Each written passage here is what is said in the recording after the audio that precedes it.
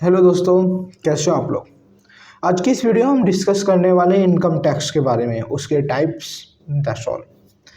तो income tax होता है जो हमें कोई भी हम इनकम से कमा रहे हैं, कोई भी जिस तरह से हमारी कोई भी इनकम आ रही है, सैलरीड हो या कोई प्रॉफिट हो या रेंटल हो, जो जिस तरह से भी कोई हमारी इनकम आ रही है, अगर वो हमारे टैक्स स्लैब में हम उस आ जाते हैं तो हम उसके अकॉर्डिंग अपना पे करते हैं। तो चलिए जानने की कोशिश करते हैं कि इनकम टैक्स कितने टाइप्स के होते हैं। तो सबसे पहले इनकम टैक्स होता है हमारा अर्निड इनकम।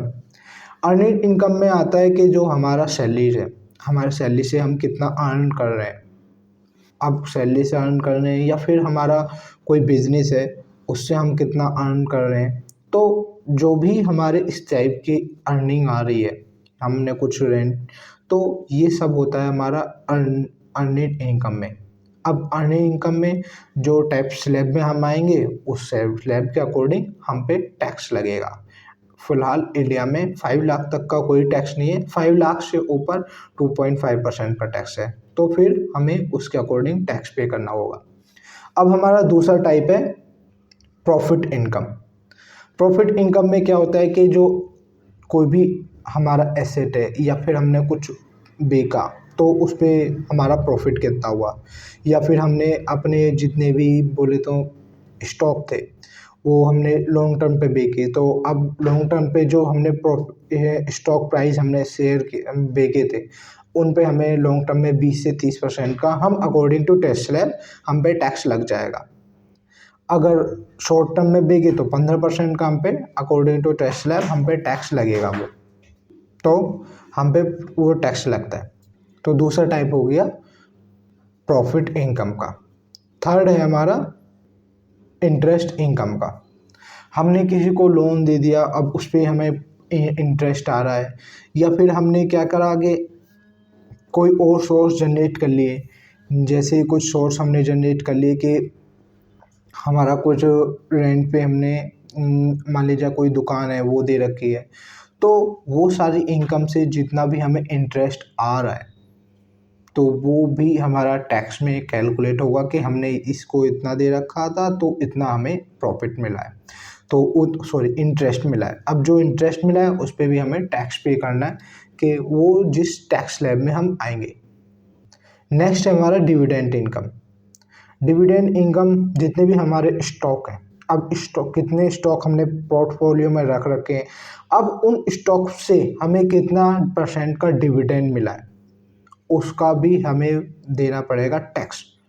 मीन्स बहुत सारी कंपनी क्या करती हैं, बहुत डिविडेंड बांटती हैं। अब उन पे डिविडेंड तो उन्होंने बांट दिया, तो उस पे वो टैक्स भी देंगे जिनको वो प्रॉफिट मिला है।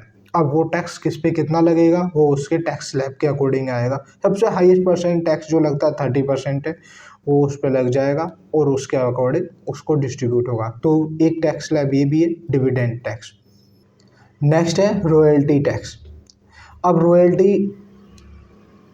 रॉयल्टी में कोई भी हमने क्या करा कि हमने कोई कॉन्ट्रैक्ट करा। अब कॉन्ट्रैक्ट करने के बाद में हमें उसे उसे कुछ चीज़, अपना कोई एसेट है वो यूज़ करने के लिए दे दिया।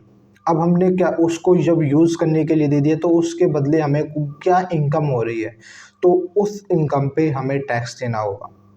तो अपने कोई एसेट है इस तरह का जिससे हम उसको दे सकते हैं, और उसको देने के बाद में हमारी जो प्रॉफिटेबल इनकम हो रही है उस पे हमें टैक्स देना होगा। ये आता है हमारा रॉयल्टी टैक्स के अकॉर्डिंग। दूसरा है, अब नेक्स्ट है हमारा रेंटल टैक्स।